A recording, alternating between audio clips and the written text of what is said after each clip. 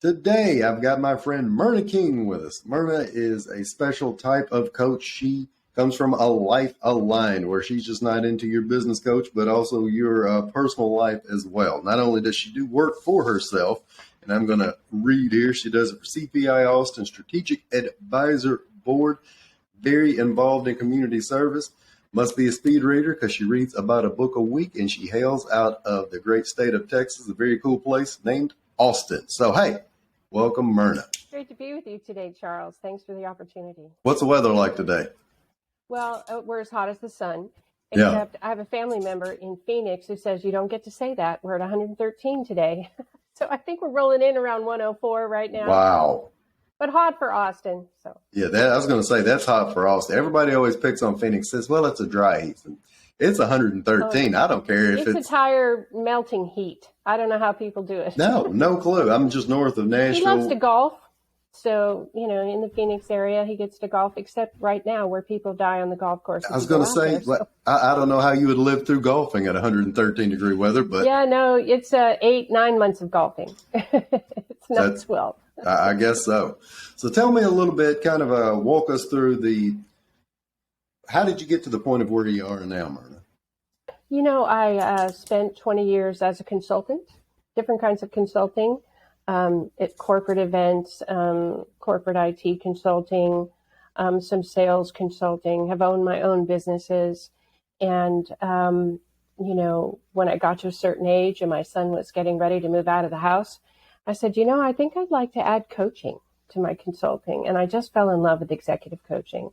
I had the background of having gone through a lot of what my clients were facing, navigating the corridors of power, in big companies or small companies, the consulting experience, as well as I've been a meditation teacher for 30 years. And so that sort of brings in the personal aspect of, I'm asking big questions about my life, and I'm not happy, and I wonder how I might be happier. And so in coaching, I blend the two. So some people just want executive coaching, and we only work on business problems or challenges, goals in their small business. Other people want personal or life coaching. And then some people want what I call the combo platter. Sure. They say, well, I've got this problem with the nephew. My sister-in-law won't sell the horse. Sure. And I'm tired of paying for the feed. And so I need to iron that out, but then also about my small business. Yeah. So that makes me a little bit different. Sort of, we could do business, we can do personal, we could do both. So you're doing more, so let's say on your side where you're doing your own business, and I assume that's the life aligned piece of the puzzle. Yes, it is. That's executive coaching primarily. It's executive and personal. Okay. So I do both. I help people of all walks of life. Sometimes when we've solved a business problem with a small business, then they might also say, now let's talk about my midlife crisis. Right. We turn why my I'm sales not around. happy part. Let's talk about this other thing. So I'm like, okay. So what does that business model look like where you're doing executive and personal coaching? Well, so what it looks like is it's bespoke coaching, if you will. It's fully customized. So it's like I'm measuring the pants to fit your legs, not anybody else's legs. Right. And basically how I do it is I say, let's pretend that all of the challenges you're facing, the things that keep you up at night, the things you worry about, the things you're just generally dissatisfied with, they're all in a closet like furry monsters. We open the closet door and then would you say, what are the top 3, top 4 monsters in this closet? And we're going to get the purple one first, and then we're going to go with the blue one and the green one. And if you feel okay, we'll also get that little red one over there. And we just knock it out. What do we have to do to solve for resolving or shifting whatever those things are? And then the client decides, here are the things that I'd have more breathing room in my business life and or my personal life if I could resolve them. And then we do that. So as a coach, I'm not a mental health professional. Sure.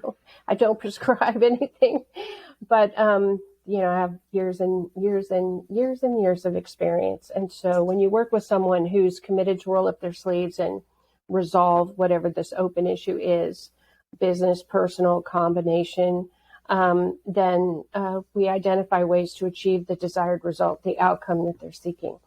and we walk alongside together on the path until we get that done. So is this all primarily one-on-one coaching, and then is it virtual? Some business owners have me do team engagement coaching with their teams as well, or leadership coaching with their younger managers who didn't get any of that in college, and we don't have the kind of, we've sort of hollowed out the middle of companies. All those expensive middle managers are all self-employed consultants now. Yes, I know. So there's no track for learning. There's no mentorship. There's no way for young executives to figure out how to become more mature executives, except through trial and error. So sometimes a division manager will say, I have a young team and they're good and their communication sucks. They can't write a memo. And for some reason, they think deadline is a suggestion instead of a requirement. And so can you help us with these 3 things with this team for a month or for 2 months? Sure. And kind of realign them with the business realities and how they can individually cope with meeting what's required of them on the job, because that's missing. It used to be there, but it's missing today. So you made a good point, and I see this quite a bit, especially with people that are wanting to start a business. What I do at the Small Business Development Center, they're coming out of the mid management level. It seems like a lot of folks will get promoted until they're making probably more than what their job requirements, and as soon as there's a bump in the road, those guys go to the wayside. Right, actually. And it would sound, and I don't mean for it to sound stereotypical, a lot, the men and the women that get bumped out of that take divergent paths. But a lot of the men, for whatever reason, all suddenly believe they're consultants. Which doesn't mean they don't have the experience, but they don't have the practice at all. So how do you differentiate yourself from the sea of people that jump out there and call themselves a coach or a consultant? Well, the results. So typically I work with someone for a month and then we check in. Are we getting there? Have we slayed the first 2 monsters? And so I think if you're a coach, more than a consultant, but if you're a coach, results is what speak. So the way I describe the difference between a coach and a consultant is a consultant will say, how many fish do you need and what is your budget and by when do you need them? Okay, you need 12 fish, you need them at noon, you need them for $100. Noon, here's 12 fish, give me the $100, we've worked it out. But for a coach, I have to teach you how to catch the 12 fish so that you can catch them on your own going forward. And that is a whole level of difficulty. It's a magnitude higher order of difficulty to teach other people to resolve those things. But the reward is forevermore, they can feed themselves because they know how to catch fish. So my referral-based business is from primarily other people who've said, yeah, I had some bumps in the road. I didn't know if I should turn left or turn right. So I worked that through with Myrna and I'm really happy with the results. So typically referrals is how people come to me and they've heard a success story in the referral process. But after the first month, I'd say 95% of the people I'm working with, I've gotten to be a good screener. 95% of the people are on track to getting the results that they want. And we know, yep, this is working. 2 monsters to go. Which one do you want to do next? Let's back into this. So you get primarily, and I think it's where a lot of coaches get their customers from, through referrals or word of mouth. What other direct marketing? I say direct marketing. It sounds boring, but primarily what other methods? LinkedIn. What's that? Primarily LinkedIn. I do some posting on Twitter, so I've surprisingly picked up 6 clients via Twitter. Really? I'm always surprised when it happens. But I think it's when people follow you with your social media, they get a flavor for who you are. Correct. And they've been thinking in the background, I have to solve this. The 3 things I tried didn't get me there. Maybe I should have a conversation with her, and then we see if it makes sense to work together. So I think what's important for a consultant is no, I'm not the person for you. No, we're not going to get this done together, but I know someone you should talk to instead. Or here's the reason I've identified you as not yet ready, and then take it for what it's worth. But maybe if you could accomplish these couple of things, you would then be ready.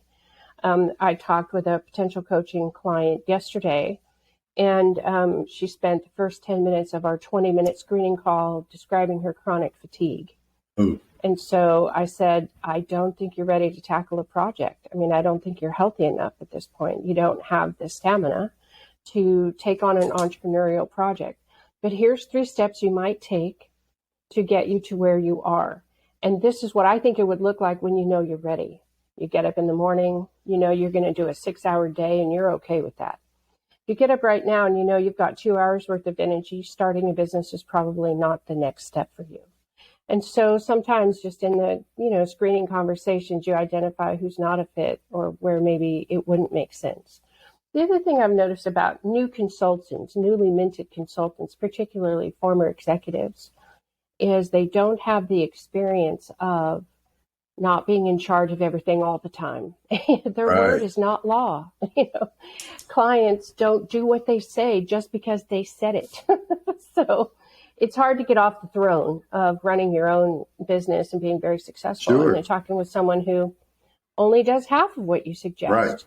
But you're being held accountable for results too. So I think it's good for newly minted consultants who have a lot of experience to have an accountability partner or an executive coach to just help them understand, here's the way you might express that to the client. We're going to put in these metrics, and if we're not hitting them, then we know we need to suspend our arrangement. So they know there are consequences for not, doing what's what. Or, I'm going to keep taking your money, and if you keep not doing what you say you want to do, one of us is going to be dissatisfied about this before very long. So let's rethink this. But as someone who's new as a consultant, they may not have the language. They may not have the orientation about how to do that. So time gives you that. Let me back up.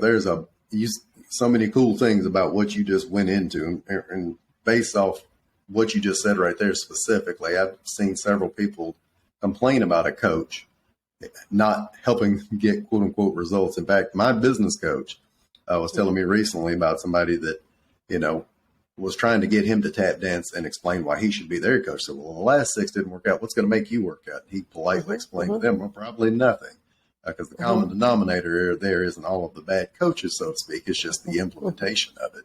And even in talking about that, I've had to learn from him and everybody else. And then what I try to coach people on is back to what you were saying a few minutes ago in terms of getting clients and them finding you in unexpected places, LinkedIn, Twitter, primarily because they see who you are. They get a feel for how you operate, the type of individual you've become. Authenticity is a really overused word, but that if somebody could take that away from this, and I see a lot of coaches that have outsourced everything, which I love outsourcing, but they'll outsource their social media to somebody who's just nonstop posting links to articles that nobody has read, and there's no way to kind of check. There's no way to tie it back to what that client might be going through. No, yeah. And how are you going to build a no-like trust factor of that?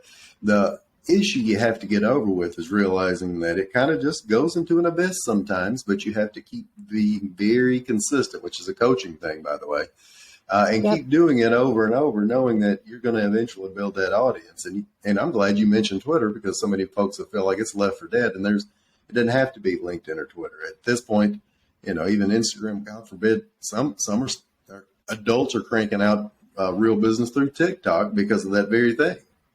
Absolutely. Well, and depending the kind of business, if you have a design business, you're not on Instagram, you're not trying. Right. I mean, so as a coach, I haven't found a lot of traction with Instagram, but there are businesses I've had clients and they're making their living off Instagram. So yeah, I think it depends on the category of business. But one of the things I think that's important to remember, and because you help so many people through a small business center, is the safety factor. If you have a business owner or an executive and they have to admit that something's not working, whether they say it out loud or not, they're admitting when they come to you, they're probably screwing it up. Okay, so between you and me, you're probably the one screwing it up. So to be in a safe conversation that says, I can admit to this person that the last 3 people I hired didn't perform. And, maybe she'll tell me it's me. Maybe she'll tell me, let's look at your screening. How do I back into having this be better and kind of admit I'm part of the problem? But mostly I just want to solve the problem. I don't want a therapy session about, I have a hostile personality or I speak too abruptly. I don't really want to solve those problems for myself. I just want to hire better. And so when you're in a safe place that you can say, this is what's going on for me, and we can look at it. Well, Tell me about the last 3 people. Show me your materials that people need in the screening. Show me how you're doing the hiring. Right. And then let's create some new milestones so that you're not 3 months in with someone who has also failed, but you pull the trigger at 30 days in because you've identified the warning signs that we've come up with. And so, but having be a safe place where you could admit, I'm facing these challenges and what I've tried hasn't worked.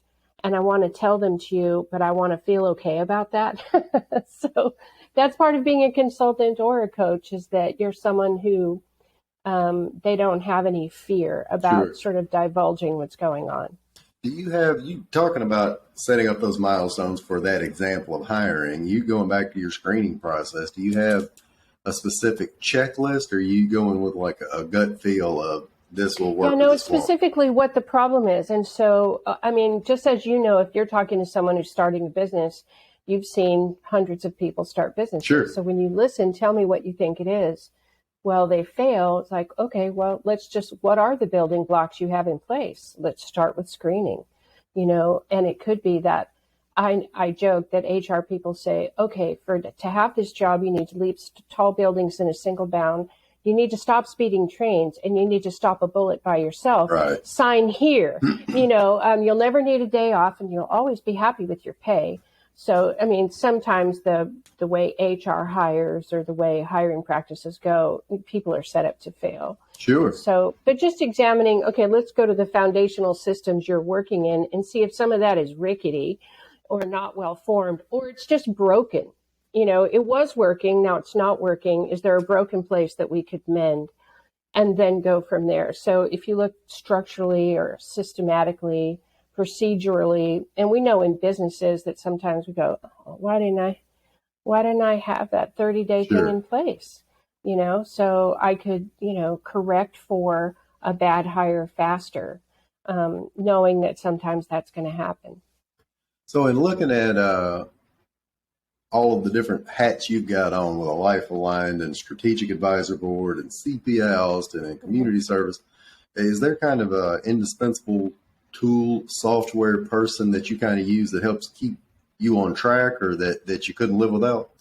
Yeah, I saw that question, and it's going to sound funny, but as a reader, I guess, using a Kindle. Okay. Because, and I was thinking, okay, what is an example I can use? One of Robert Maxwell's books, that's sort of the Bible of consulting or executive coaching, what got you here won't get you there.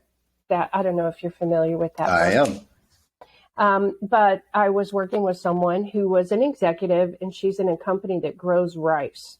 And she came into the job out of college. She's 15 years in. She's expected to be a middle manager. But once again, there's been no deliberative forming of her for her middle management skills. She's just supposed to somehow, through osmosis, become a manager over time.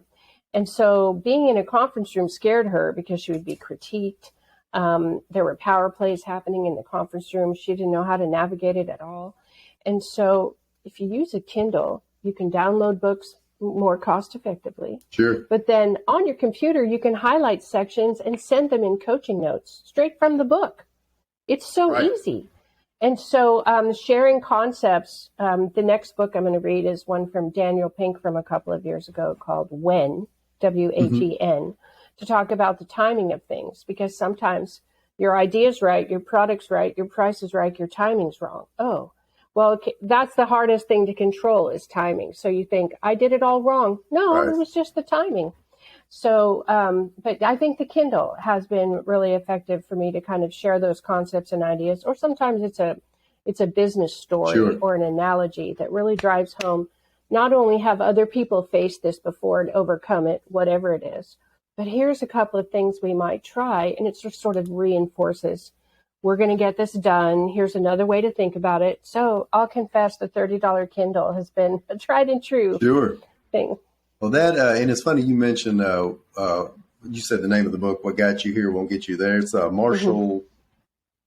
Yeah, I thought it was, it's Goldman. I've got that's the name right. Yeah. I'm listening right now, not reading, listening to Triggers, which is his follow-up book, which I really have loved. And it's similar concept of, what things that you do now set you off, and how to kind of structure your day, and the questions you need to be asking yourself at the end of each day to figure out, were you aligning up with what you said you wanted to do, or did you just let life drag you all over the place?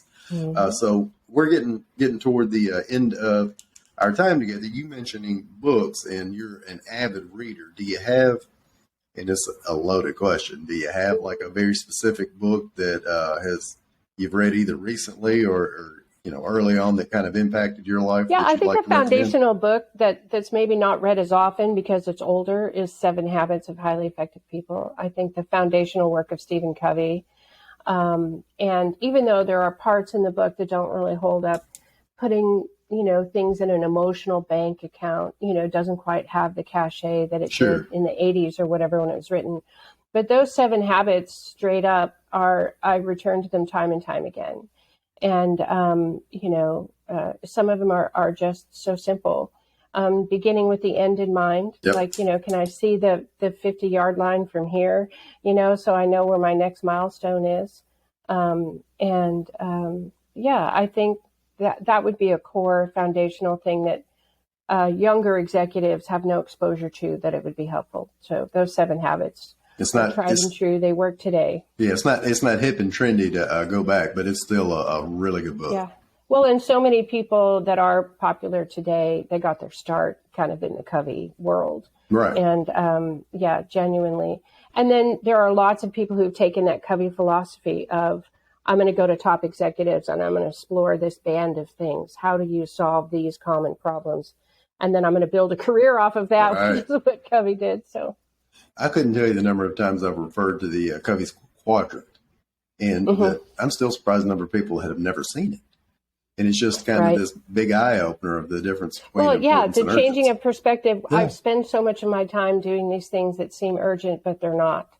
And but it's my inbox, but it's the email, but they have an expectation that I'll respond else would you be doing? 3 hours. Yeah. Speaking of inbox and emails, we'll wrap up on this one. In terms of meditation, that's still a daily practice of yours? It is. How long do you meditate for, and when do you meditate?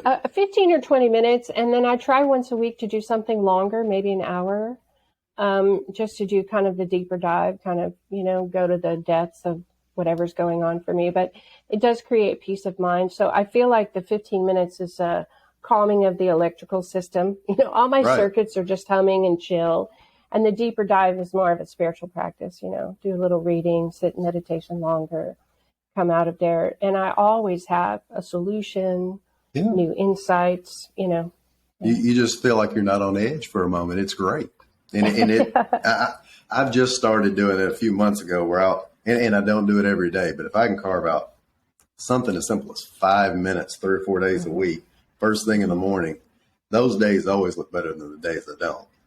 Yep. And just managing your breath and learning that you have an internal control mechanism for how you're feeling. Like, are you on edge? Are you nervous? Are you afraid of something? Are you hesitant? Are you fearful? All of that can be ironed out in 15 minutes of stillness with a little bit of managed breathing. And somehow you have more resources, you have more bandwidth, you have some optimism to face your day with. Yeah. Myrna, how can somebody get in touch with you if need be? I think LinkedIn is probably the easiest, Myrna King on LinkedIn. And they can find my website, myrnacoaching.com. And there's a little link to have a 20-minute conversation, no obligation, to just chat about, does it make sense to work together? And I think that's probably the easiest way. It's been so delightful, Charles. And you're offering a wonderful service to the people in your area, because people need resources. If you're going to have the courage to step out and be an entrepreneur, there's a lot to learn, and you can shorten that, that growth curve a lot for them. So. Well, I appreciate it. Myrna, thank you for hanging out with us today, and you have a lovely afternoon. You too. Thanks so much, Charles. Bye.